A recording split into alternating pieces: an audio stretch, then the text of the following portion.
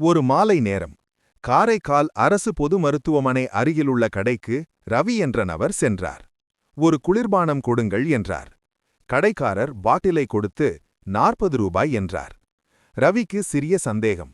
பாட்டிலை கவனித்தார். அதில் எம்ஆர்பி 30 ரூபாய். அமைதியாக ரவி கேட்டார், அண்ணா, இதில் எம்ஆர்பி 30 ரூபாய்தான் இருக்கிறது. ஆனால் நீங்கள் என்னிடம் 10 ரூபாய் அதிகமாக கேட்பது தவறுதானே என்று. அதற்கு அந்த கடைக்காரர், அதில் விலை அச்சிடப்பட்டது தவறாக பதிவு செய்யப்பட்டது. அதனால் நீங்கள் 10 ரூபாய் அதிகமாக கொடுத்து வாங்கித்தான் ஆக வேண்டும் என்றார். உடனே ரவி சற்றும் யோசிக்காமல் புதுச்சேரி நுகர்வோர் சங்க கூட்டமைப்பின் மாநில செயலாளர் சிவக்குமார் அவர்களிடம் தொலைபேசியில் தொடர்பு கொண்டு நடந்ததை கூறினார். உடனே அந்த கடை உரிமையாளரை தொடர்பு கொண்டு பேசிய சிவக்குமார் எம்ஆர்பி விலை பற்றிய கருத்துக்களையும் அதைவிட அதிகமாக விற்பது சட்டப்படி தவறு என்பதையும் எடுத்துரைத்தார்.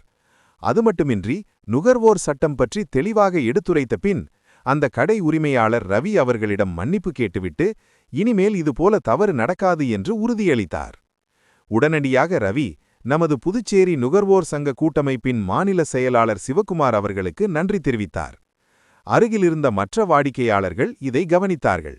அவர்களுக்கும் ஒரு விழிப்புணர்வு. ரவிக்கு ஒரு திருப்தி. தன் உரிமையை அறிந்ததால் தன் பணம் பாதுகாப்பு பெற்றது. இதில் நீதி என்னவென்றால், எந்த பொருளையும் வாங்கும்போது எம்ஆர்பியை பார்க்கவும். உங்கள் உரிமையை அறிந்தால் ஏமாற்றம் வராது.